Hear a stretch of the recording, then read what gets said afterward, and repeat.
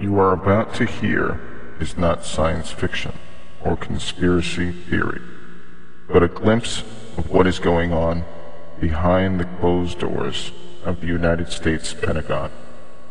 In a small auditorium labeled BC 232, a man is presenting a discussion on how the military-industrial complex can spread a virus and use a vaccine to extinguish what the Pentagon calls undesirable human behavior.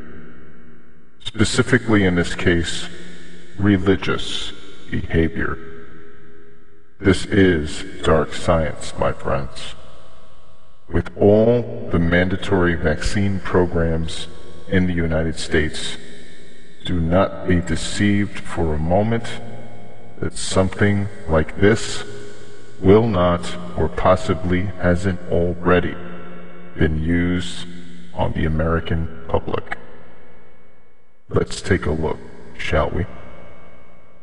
Excuse me, on the left over here, we have individuals who are religious fundamentalists, religious fanatics, and this is the expression, RT-PCR, real-time PCR expression of the VMAT2 gene. Over here, we have individuals. So let me complete. So over here, we have individuals who are not particularly fundamentalists, not particularly religious, and you can see there's a much reduced expression of this particular gene, the VMAT2 gene.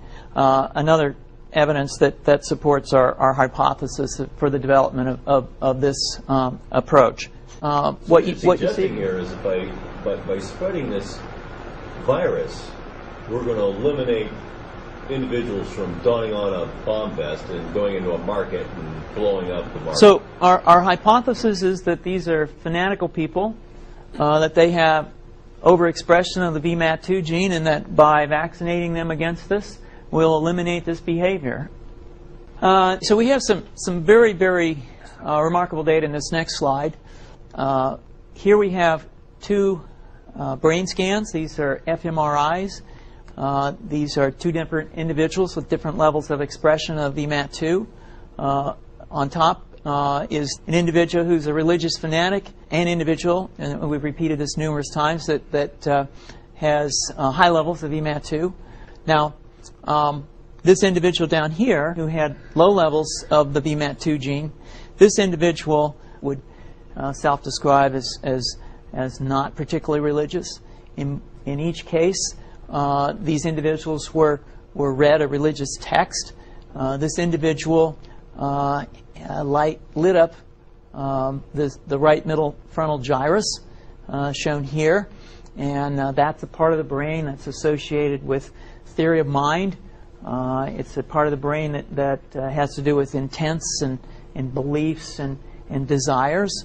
In marked contrast, here's an individual who would not particularly self-describe as religious, and when they're read a religious text, what you see is that this part of the brain called the anterior insula lights up. This is a part of the brain that's associated with disgust or displeasure on hearing something. So you're suggesting I take a CT scan with me when I'm evaluating people to determine whether I put a bullet in their head? So the data that I'm presenting here supports the concept that we're proposing, and I think that we would not propose to do CT scans or fMRIs on individuals out in the hinterlands of Afghanistan. The virus would immunize against this VMAT2 gene, and that would have the effect that you see here, which is it's essentially to turn a fanatic into a normal person. And we think that will have major effects in the Middle East. How would you suggest that this is going to be dispersed? Aerosol? Well, so the present plan and the tests that we've done so far have used respiratory viruses such as flu or rhinoviruses, and we believe that that's a satisfactory way to get the exposure of the largest part of the population. Most of us, of course, have been exposed to both of those viruses, and we're quite confident that this will be a very successful approach. This is fascinating. What's the name of this proposal? Yeah, so the name of this project is FunVax, which is the vaccine for religious fundamentalism. And you have a proposal already? The proposal has just been submitted, and I think that the data that I have shown you today would support the development of this project, and we think it has great promise.